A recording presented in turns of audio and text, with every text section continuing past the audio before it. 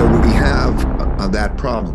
That produced inflation, and we have the financial problem. So when you have debt, a lot of debt assets and a lot of debt liabilities, having that balancing act is not easy. Ray Dalio's foresight discerns three unprecedented forces shaping our world, forces not witnessed within the span of our lifetimes. I look at three major forces that are happening now, haven't happened in our lifetimes, but have happened many times in history. And those three major forces are the creation of a lot of debt and the printing of a lot of money. As default risks surge, the intricate dance of balancing debt becomes increasingly precarious, signifying an impending storm that could disrupt the financial landscape.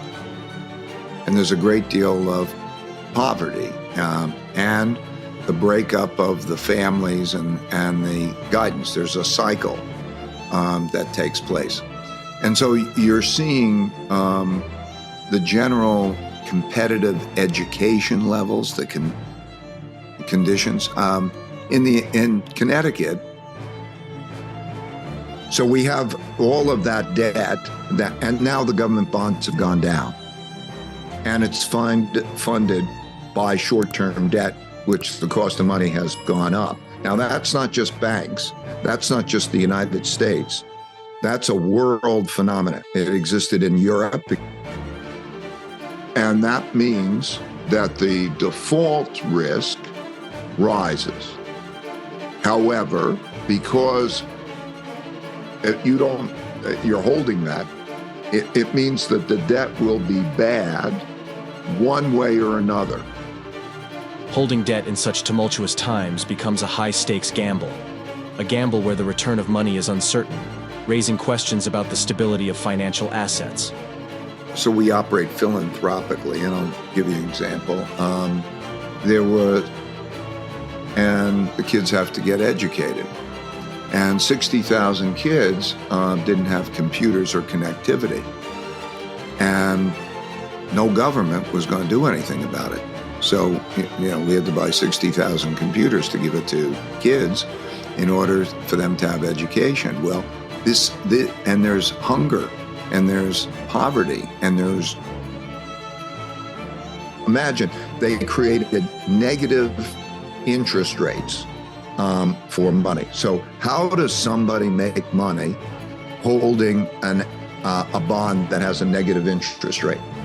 The way you do it is you have a more negative short-term interest rate that you borrow to fund it.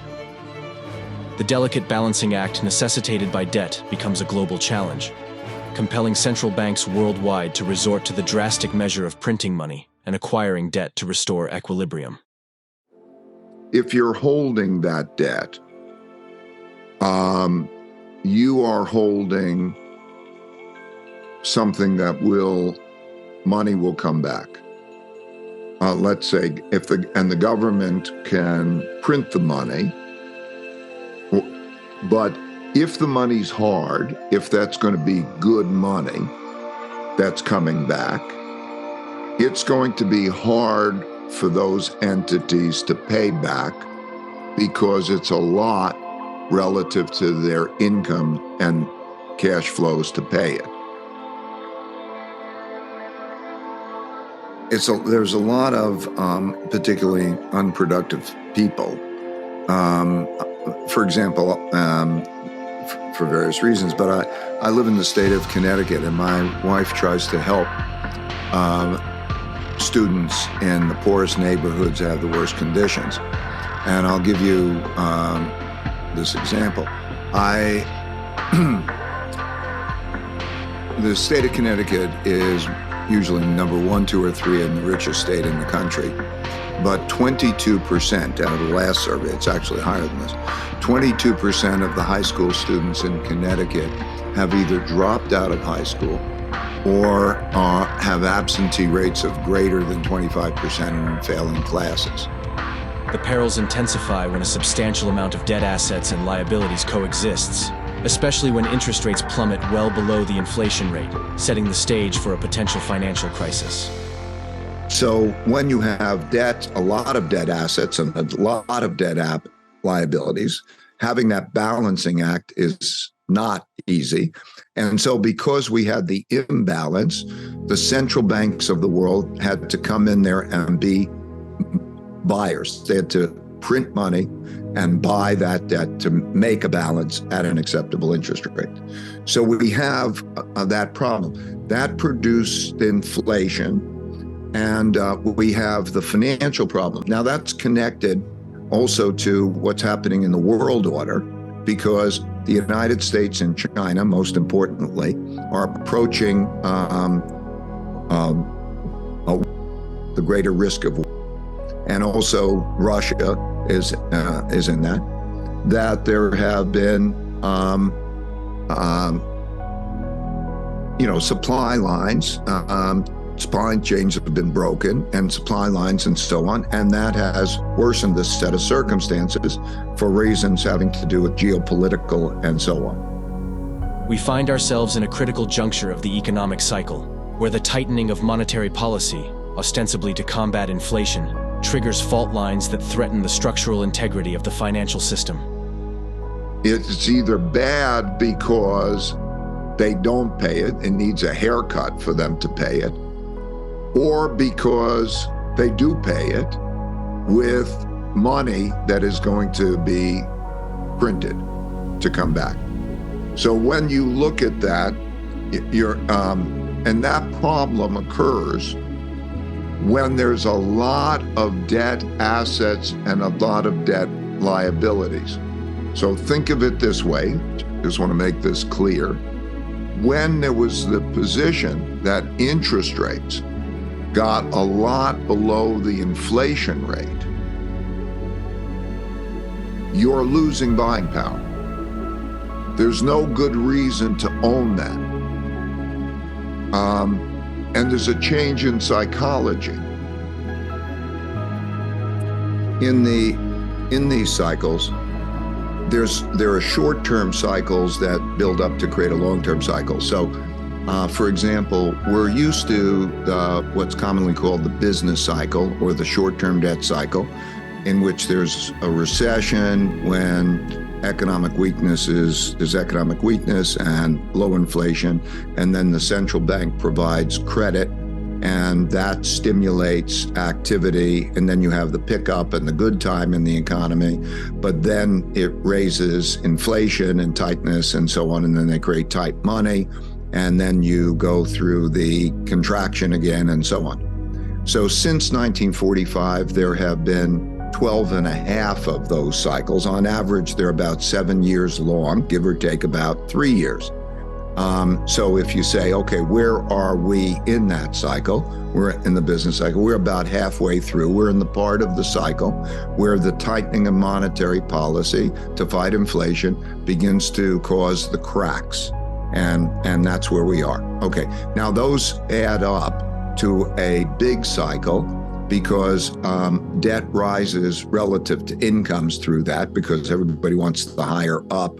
And so they just keep doing that. And so we have a lot of debt assets and debt liabilities.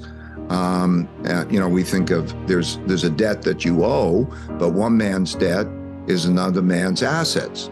And so you have to keep interest rates high enough that it compensates for inflation for holding it. Because if you don't, nobody's going to then want to lend and you have a problem. But you have to have interest rates not so high that they crack the economy. Drawing parallels with history, Dalio invokes the aftermath of the Second World War, emphasizing how the victors shaped the economic order, a reminder that our current decisions will reverberate for generations.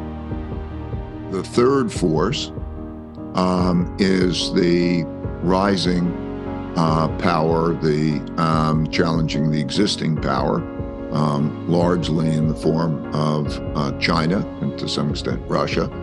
Let's call it the great power conflict, because in 1945, there's this cycle. You have Then after, you have winners, and the winners determine the rules of the game. And then there's this evolution of others becoming more competitive, and then you have a conflict again for who's in control.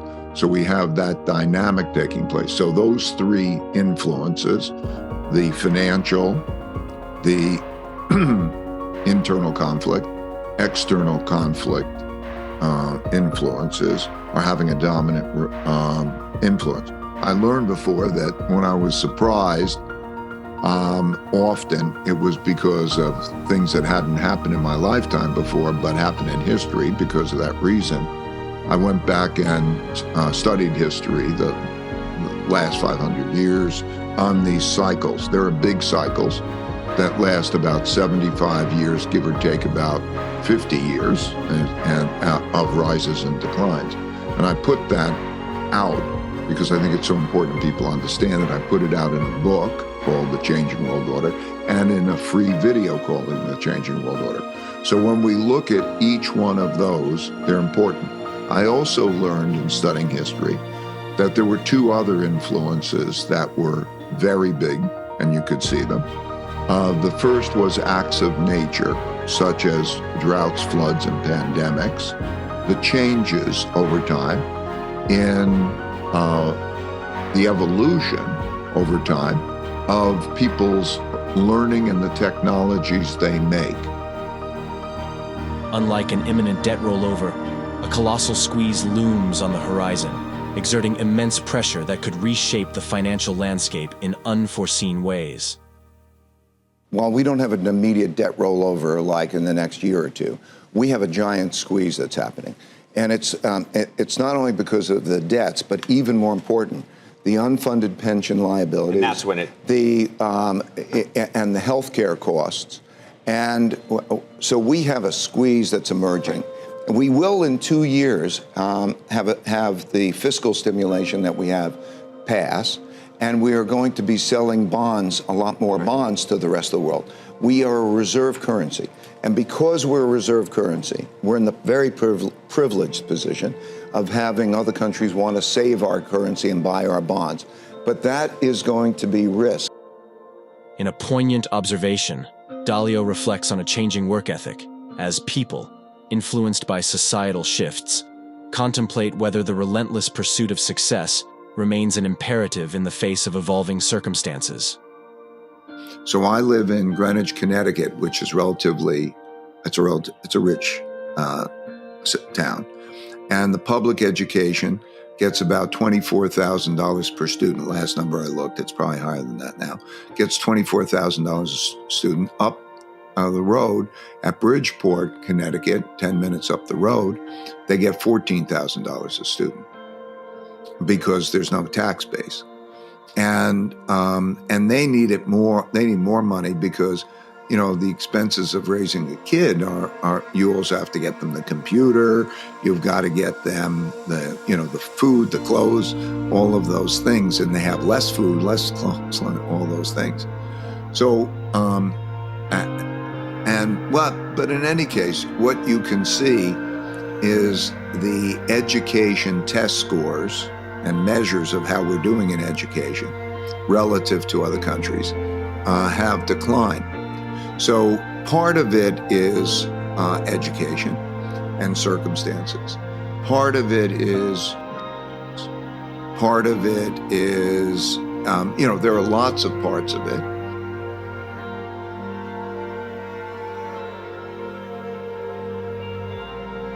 And then there's a certain element of it which, let's say because of or other reasons, that people have moved around and say, I don't have to work as hard anymore.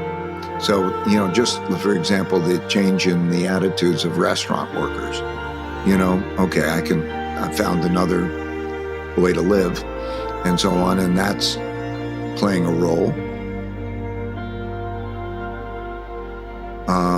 Of course, also people, as the baby boomers are older, they drop out of it or they want to retire earlier, and they do.